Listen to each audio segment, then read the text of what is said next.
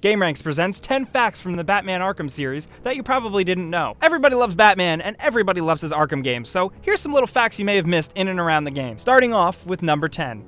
Let's start off with something easy for you noobs out there. Did you know the voice actress for Bubbles from Powerpuff Girls and Timmy Turner from The Fairly OddParents actually does the voice from Harley Quinn from the Arkham games?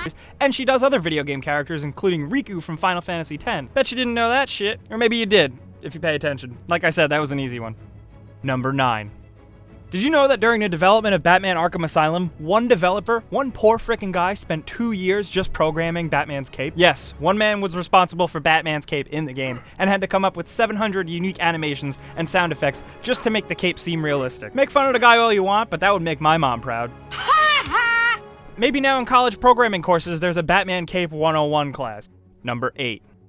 We all know Arkham Asylum is the prolific mental institution that Batman throws all of his villains into. Of course, not content with just being an institution for the criminally insane, Arkham Asylum is also creepy as hell in its Victorian Gothic architecture. It's known for its creepy, macabre towers and labyrinthine hallways that Batman has often gotten lost in, especially in the Arkham Asylum games. Why does Arkham Asylum seem like it's pulled right out of a horror story? That's because it basically is. It's pulled from the work of H.P. Lovecraft stories set in Arkham, Massachusetts. Yes, in this fictional Arkham, Massachusetts, there's an Arkham Sanitarium. But this Arkham Sanitarium that H.P. Lovecraft came up with was actually based on a real place, Danvers State Hospital in Massachusetts. So yes, if you break it down, Arkham Asylum is based off of a mental institution in Massachusetts. Anybody else want to go visit? Because judging from the pictures, it looks like a real-life Arkham Asylum.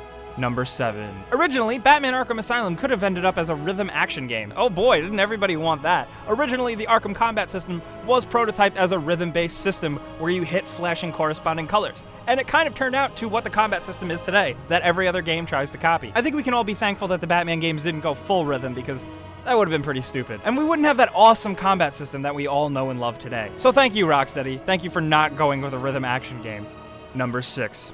In the Blackgate Prisoner's side mission, the booking number for one of the convicts is actually the same number that was given to O.J. Simpson after he was arrested in 1994. We don't know whether or not the Blackgate Prisoner was driving a white Bronco at the time of his crime, but it makes you wonder, would O.J. have gotten away with it if Batman were real? Number 5. You know Batman's explosive gel gadget? You know the way when he sprays it, it sounds like whipped cream? Well, it actually is. Yes, Rocksteady's sound team actually captured the sound of a spraying can of whipped cream to use for the gel noise. Let's go on to number 4. The Lost references in the Arkham games aren't random, nor did it necessarily come from just a regular fan in the writing department. Now, well, here's the thing. Answers don't give you everlasting satisfaction. Sometimes you need to brace yourself for disappointment. Now think about it. Imagine your favorite TV show. You've been through it all, the ups, the downs, the crazy coincidences, and then bang! They tell you what it's all about. Arkham City was actually written by Paul Dini. Paul Dini, for those of you who don't know, does have credits that include the role of story editor for the early episodes of the TV show Lost. So if you're ever playing Arkham City and you hear one of the random thugs complain about the Lost series finale, you'll know that also the writers had a problem with it too. Number 3.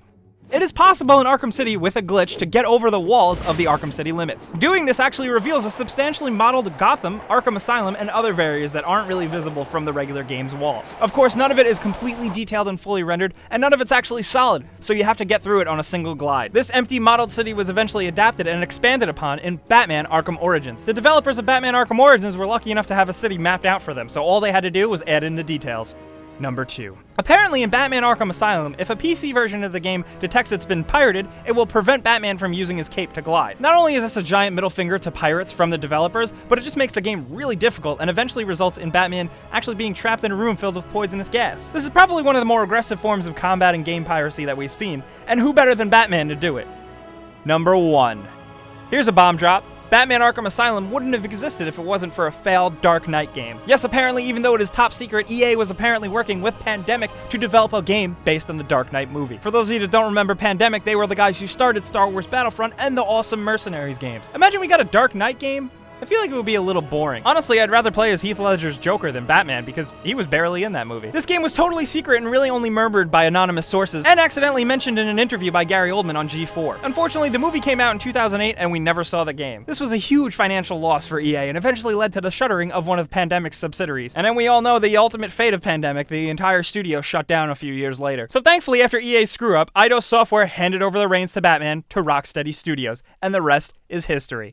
So those were 10 facts about the Arkham games that you may not have known. Let us know in the comments what you thought about these little tidbits of information, and what you know and what you didn't know. And of course, there's probably lots of other facts about Batman out there, so let us know if we missed anything. Share some juicy info with us. But you guys know the drill by now. If you had a good time watching this video, definitely hit the like button because it really helps us out. And subscribing if you're new is really beneficial because we do videos like this all the time, and we do giveaways. We just gave away an Xbox One. But as always, thanks for watching, and we'll see you guys next time.